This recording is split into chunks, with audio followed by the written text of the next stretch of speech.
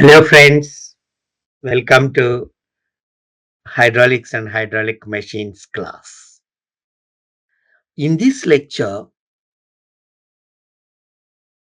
let us discuss on the air vessels, their functions, and how the air vessels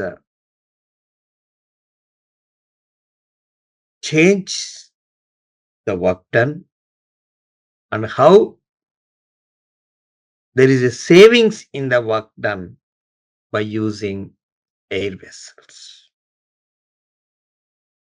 So let us straight away go into that. Before going into that, what is an air vessel? It's a closed chamber. It's a closed chamber which is filled with compressed air.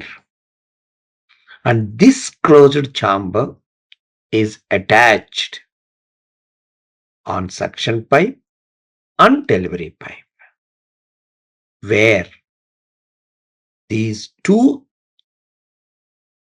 chambers, which we call them as air vessels, it's a vessel containing compressed air. So they are kept at very close to suction wall on suction pipe and delivery wall on delivery pipe. And then what is the use of it? Let us see that. So today's topic is air vessels.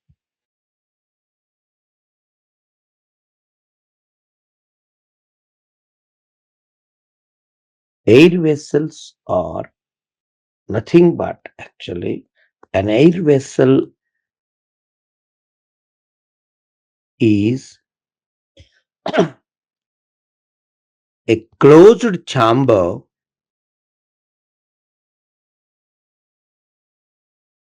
containing compressed air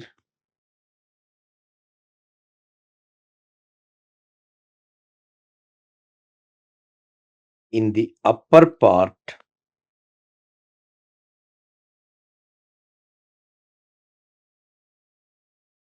and liquid being pumped in the lower part.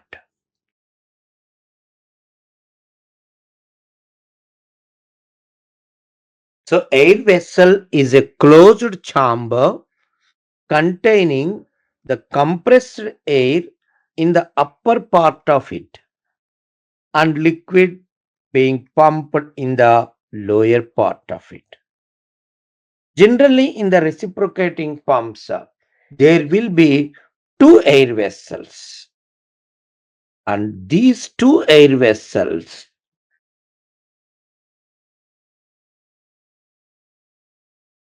are fixed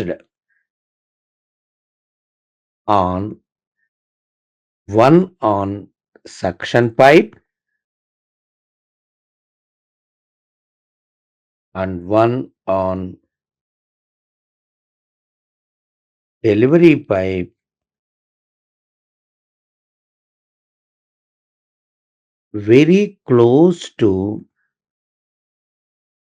suction wall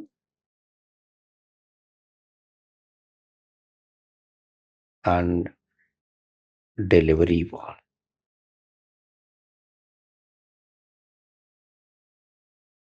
This is the basic thing. What are the purposes? Why we are going for air vessels? The purposes air vessels solve are: number one, to get continuous supply of liquid. This is okay. That is number one. Next is very important, at a uniform rate.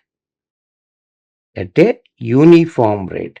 What do you mean by that? At a uniform rate, at a uniform velocity. That is what is important. So this is the thing.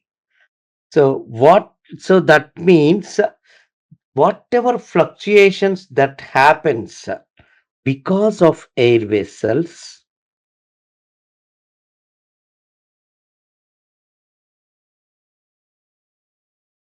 the fluctuations are limited to the fluctuations of velocity, fluctuations of discharge are limited to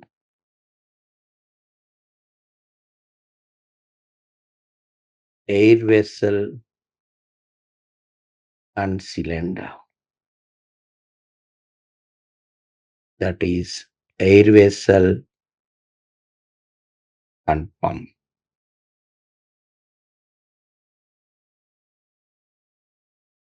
Below air vessel on suction pipe, the velocity is uniform, the discharge is uniform. Beyond air vessel in the delivery pipe, the velocity is uniform, discharge is uniform. Whatever that fluctuations that happens because of the acceleration of the piston, they are limited to only a zone, a very, very small zone between the air vessels and cylinder. As air vessel is fitted very close to suction valve and delivery valve, naturally that portion is very small. That is why this acceleration pressure head is almost negligible. Even because there is no variation of velocity, right? When there is no variation of velocity in the majority of the portion of the suction pipe and delivery pipe, the friction loss also is reduced. When friction loss is reduced, the acceleration pressure head becomes almost negligible. Then naturally, the work done is going to be reduced. So the power saved is going to be more. So this is the first one. The second thing is to save the power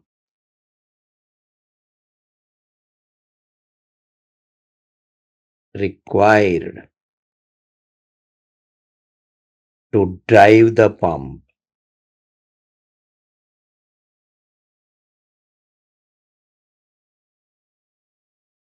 So because of air vessels,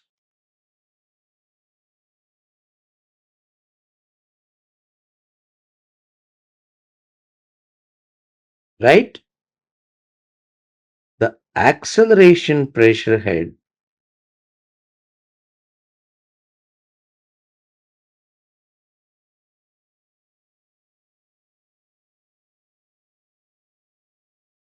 is only between air vessel and cylinder.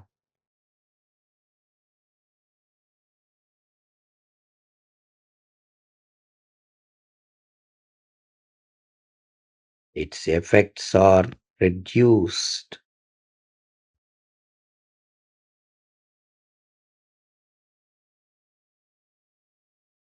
Next, most of the portion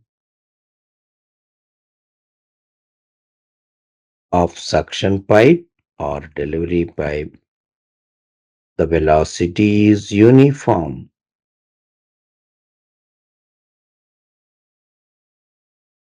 Therefore, friction losses also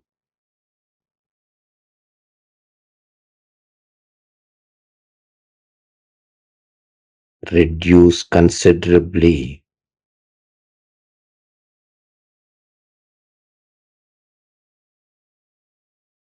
So, in case of a single acting reciprocating pump with air vessels,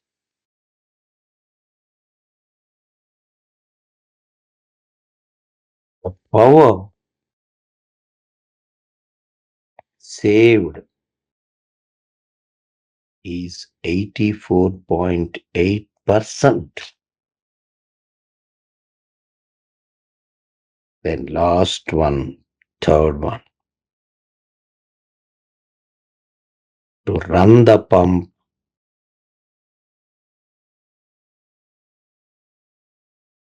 at a high speed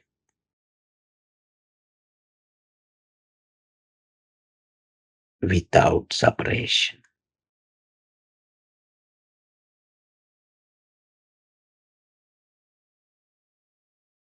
So, because of air vessels,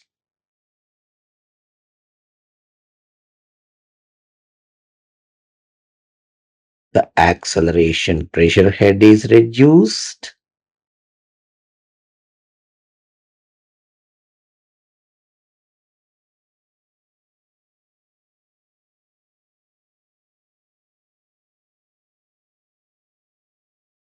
Therefore, look at the equation.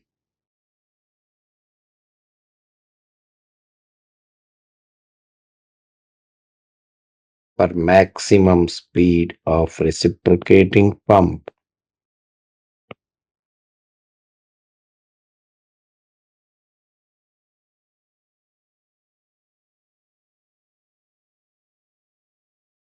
it makes us to run the pump at high speed without separation.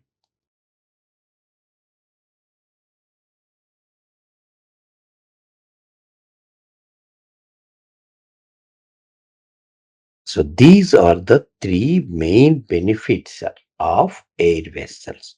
Now let me show you how it looks like also. For example, you know the general figure. So this is what actually the moment I have written, you all can understand this is the cylinder portion, right? So this is the piston. So this is the piston rod. So rest is crank and all. Okay, that I will. So my main thing is this is suction pipe, this is delivery pipe, right?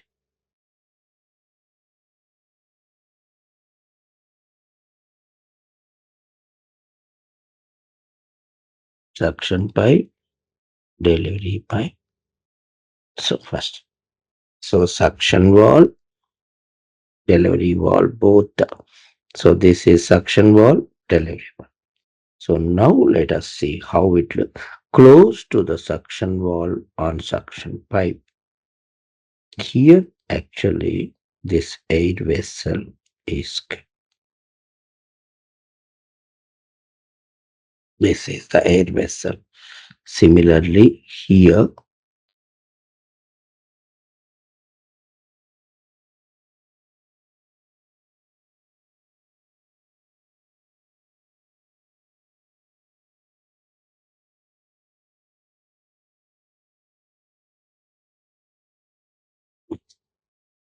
so in this liquid is there here. This part is compressed air. Here, this is up to this liquid. So this part is compressed. So it's a closed vessel, right? Having compressed air at the top and the liquid to be pumped at the bottom. This is the thing. So now this is the sump.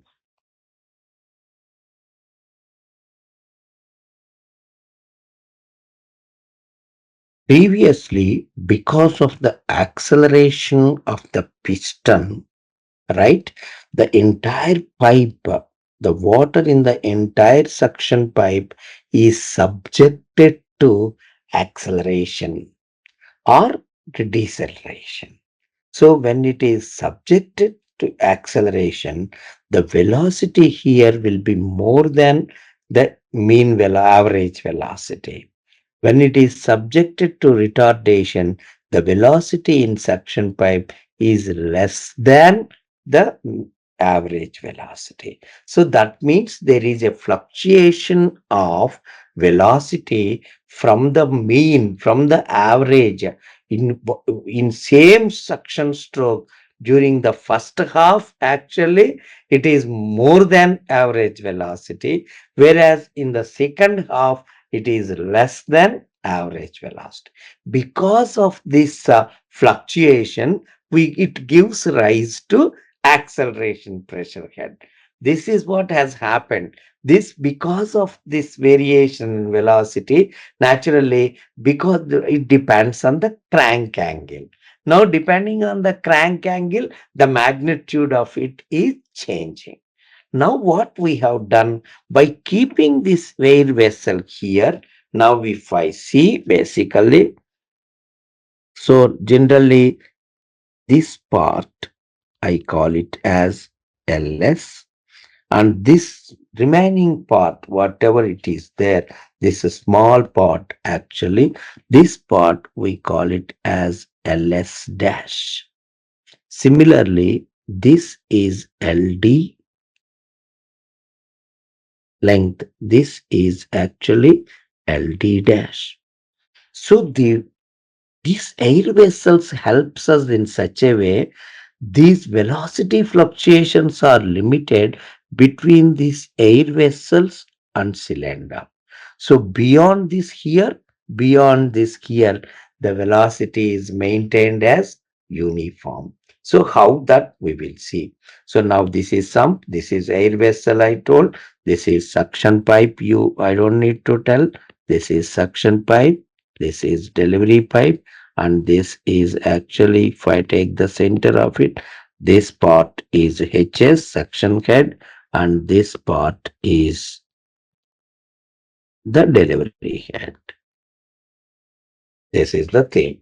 So this is the cylinder, and this is the piston, and these are suction valves, and this is delivery valve, and this is air vessel, air vessel.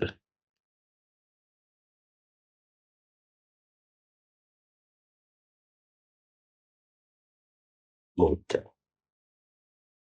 So how air vessel looks like actually, if I see it, so this is how the air vessel looks like.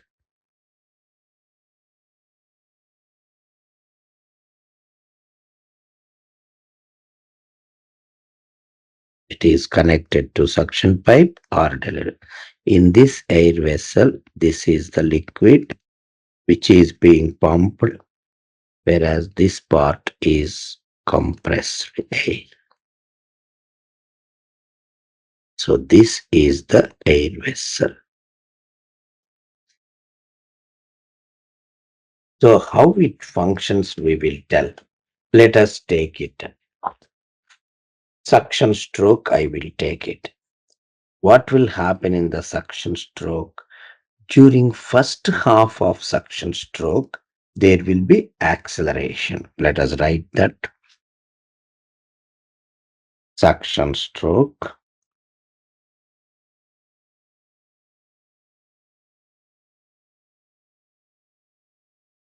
During the first half of suction stroke,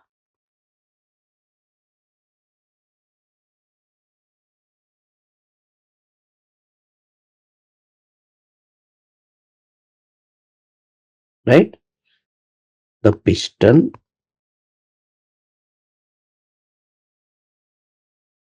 the water in the liquid in the cylinder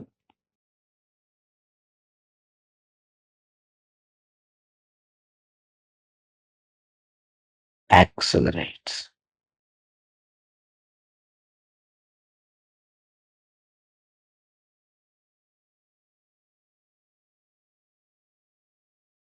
The velocity in suction pipe should be more than average velocity. As more discharge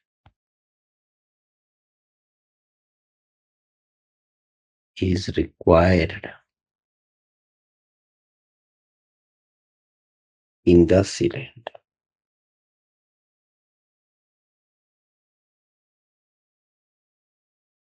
right? Now, with air vessel,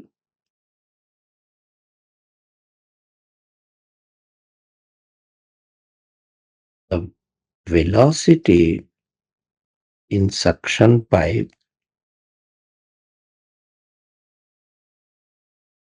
up to air vessel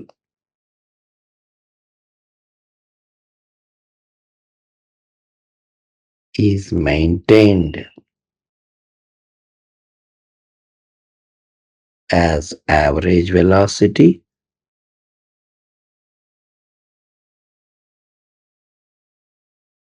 and the additional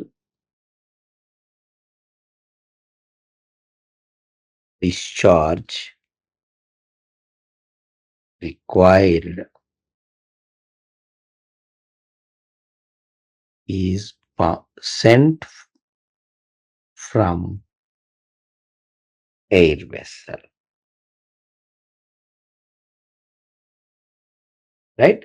Which supplies the additional discharge, because first thing you understand, now during first of half of the suction stroke, there is the acceleration of the piston takes place. When piston accelerates, the liquid in contact with the piston also should accelerate. When that accelerates, the liquid in the suction pipe also should accelerate.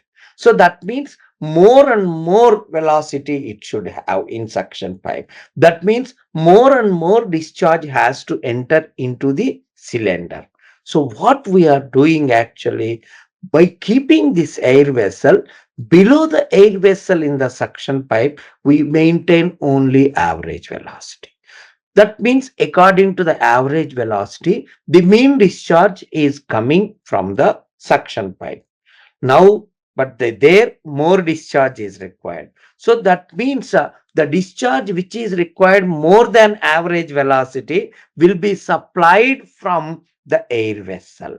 Thereby, that whatever that acceleration effect is not being felt by the lower portion below the air vessel in the suction pipe. That is the advantage of the vesting. So whatever the acceleration effect is there, that means the suction pipe below the air vessel really will not have any effect at all, because there the mean velocity is maintained. There the velocity is average velocity. There the discharge is average discharge. Same thing actually during the second half of suction stroke.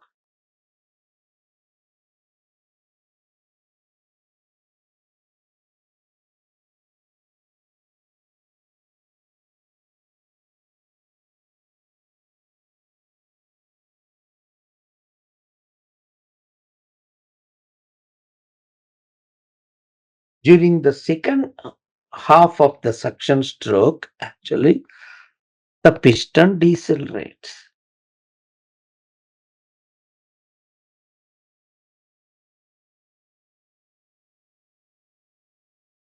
The liquid should retard. That means the discharge in suction pipe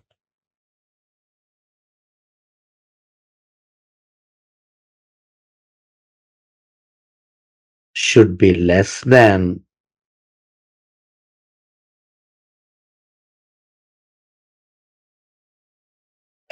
the average discharge.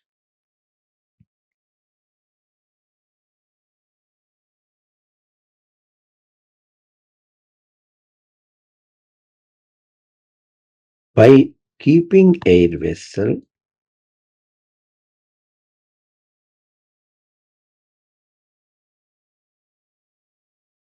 in the portion below air vessel in suction pipe, right? Mean velocity or average velocity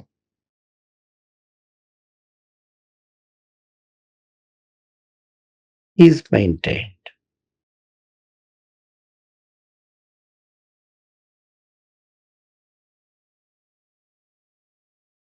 Whatever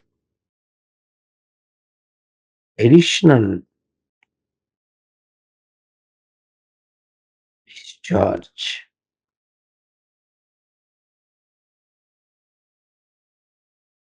whatever now air vessels will absorb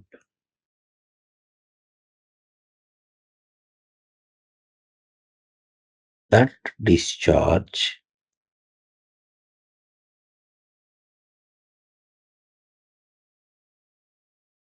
and only less discharge is allowed into the cylinder. What will happen again? Let us listen. So during the second half of suction stroke, the piston moves with retardation.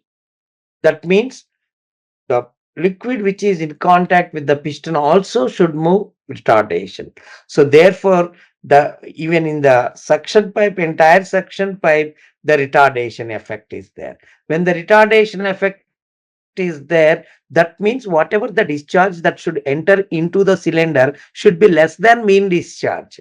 But what is happening because of the air vessel? Already we have kept the air vessel. So because of the air vessel, below the air vessel, already mean discharge is there, mean velocity is there. But now whatever required is less than mean discharge. Where this extra discharge should go, that extra discharge will enter into the air vessel. Only whatever is required into the cylinder, that much only will go. So that means in one stroke, in suction stroke,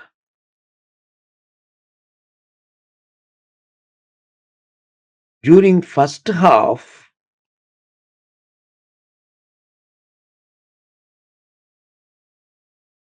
air vessel supply liquid to the cylinder,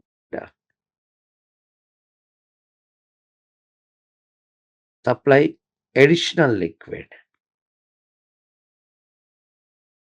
additional discharge of liquid to be very frank. Whereas during second half, air vessel takes into it the additional discharge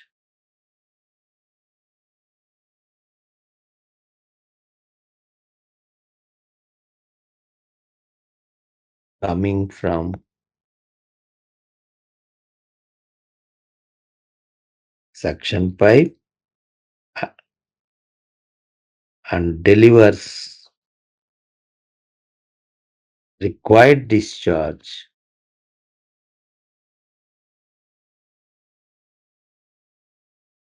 into cylinder.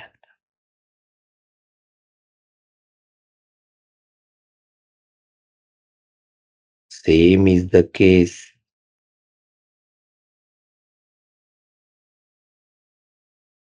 in delivery stroke. So what is the conclusion part?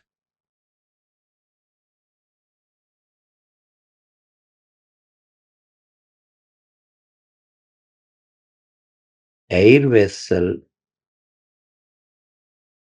restricted acceleration effects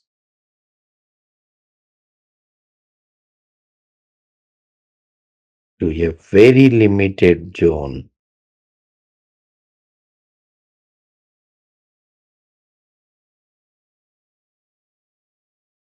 that is air vessel to cylinder on suction pipe and cylinder to air vessel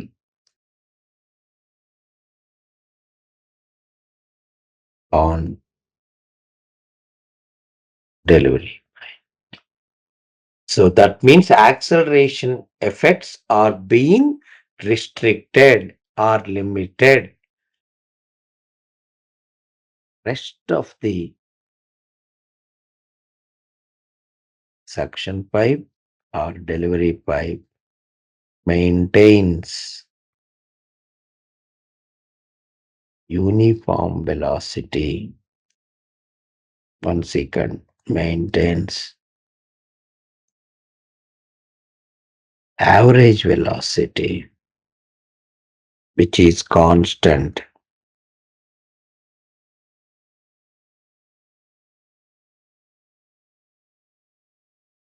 and mean discharge. So this is the first thing actually. So this is what. Now if I basically go for basically the work done per second is work done per second with air vessels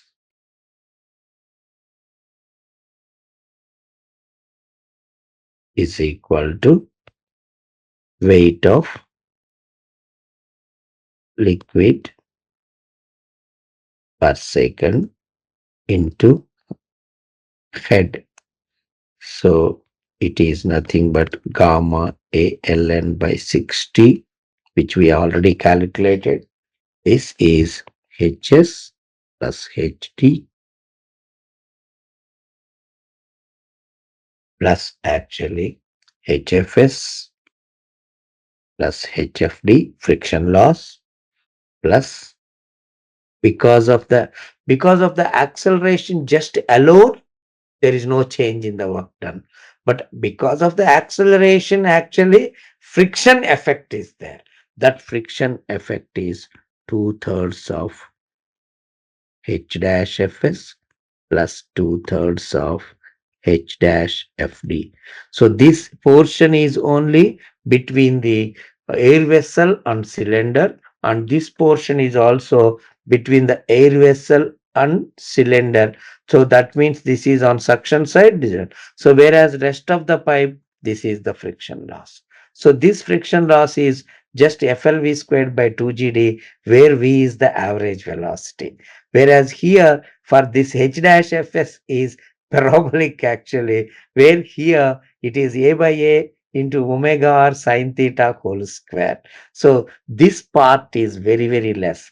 Plus, of course, last it is Vs bar square by 2g velocity head plus Vd bar square by 2g. So this is the last. So these are the things, total head, velocity head.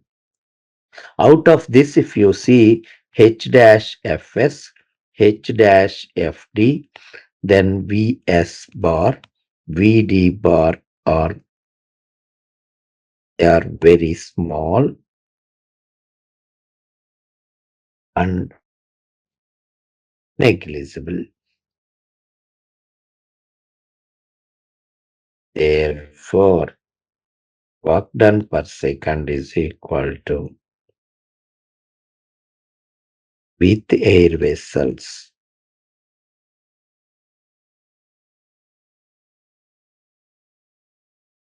is equal to weight of liquid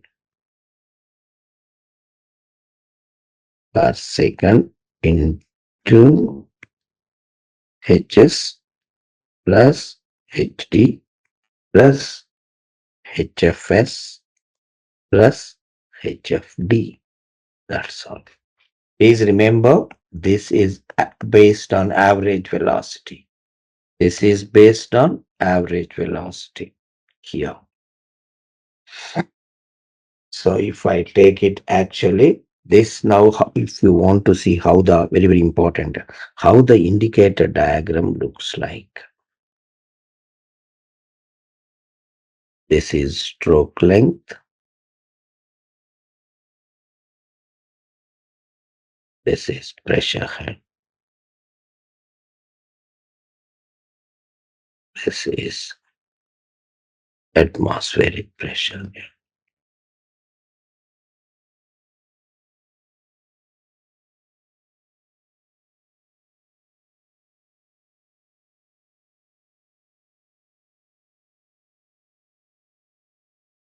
So this is one. Then after that, if we go for it,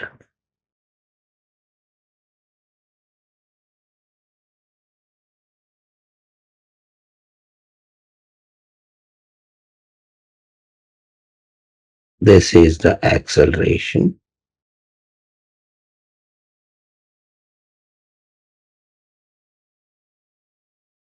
This is the acceleration effects. Then afterwards, if I superimpose, this is the friction effects.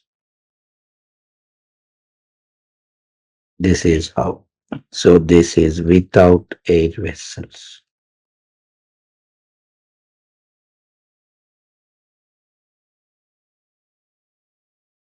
Now if you see,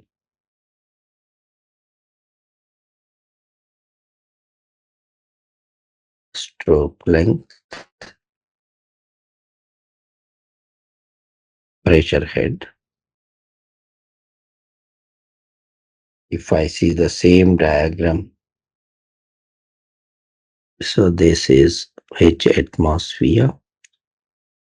So now this is ideal. The acceleration effects are completely, I'm not writing for the reason that they are limited to a very small zone.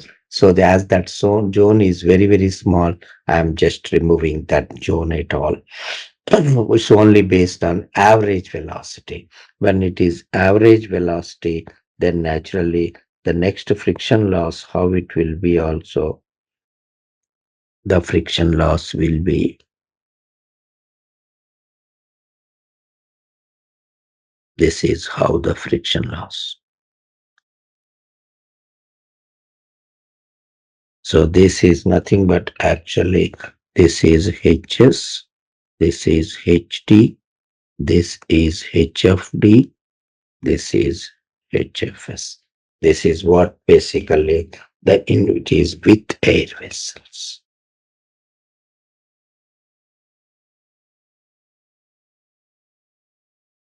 So here we will stop this lecture.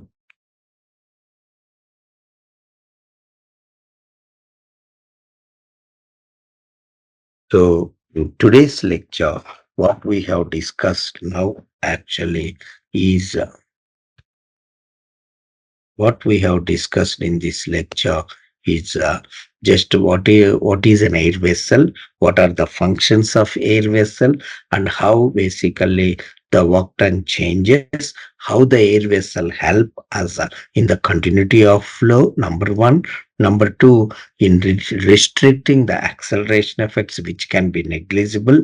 And again, at the same time, how it really saves the power by reducing the friction loss.